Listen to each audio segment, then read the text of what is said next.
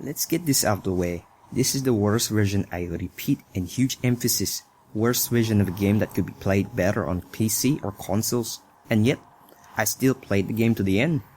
Here's my review on Resident Evil Revelations 2, played on PS Vita.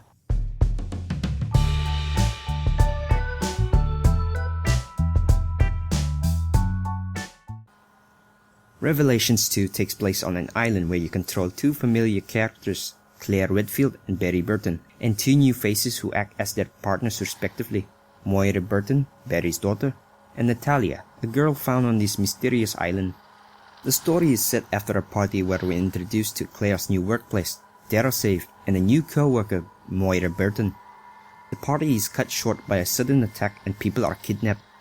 Claire then awakens to find herself and her co-workers in some sort of prison. That's the beginning to one hell of an thrilling story.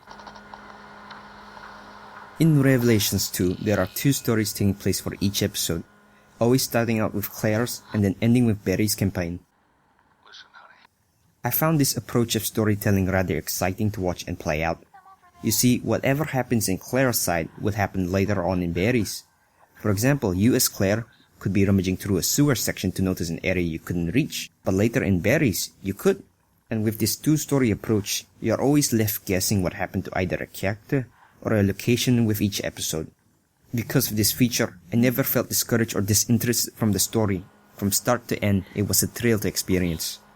The only true downside is the heavily compressed voices and the cutscenes can at times water down the overall experience. Thankfully, it was an adult story, so pushing through the compression was worth the pain. And while I found the story intriguing, doesn't mean I enjoyed the writing. If you enjoy the B-movie style type writing, then power to you. Personally, I found the dialogue kinda cringy to listen to.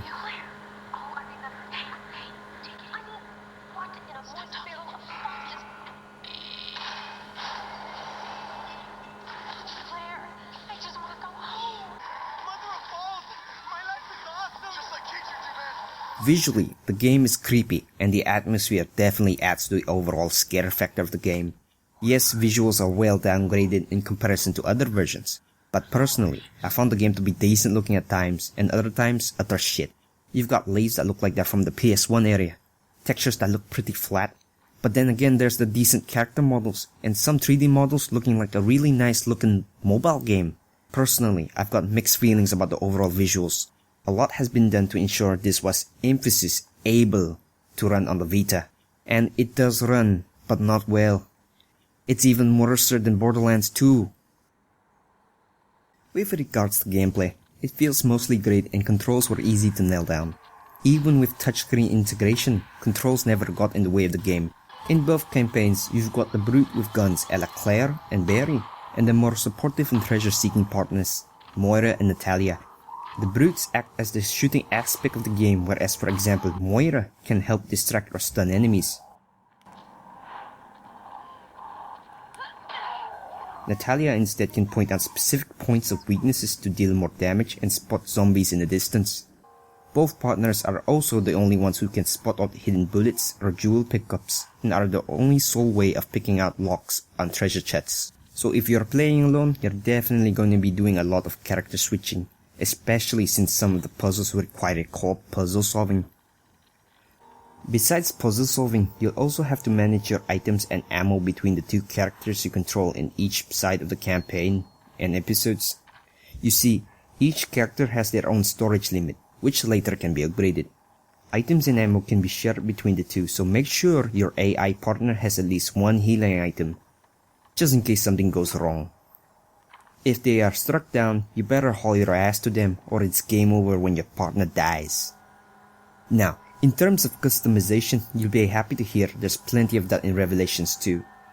Skill upgrades earned by finding jewel pieces can be helpful, especially for the times when you feel you're gonna reserve your ammo for future battles or boss fights. After each episode, you upgrade a current skill you have or unlock newer ones. Most of the skills can either help to boost your physical attacks or give you a new mechanic during battles. Some skills are tied to a specific character and most others are applied to everyone else. And they are done so passively.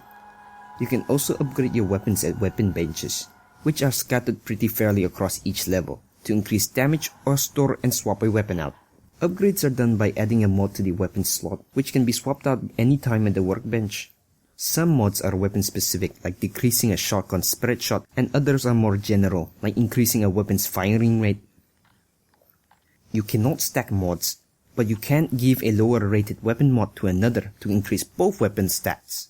In any case, you'll definitely be given a wide amount of customization, either through weapons or playstyles.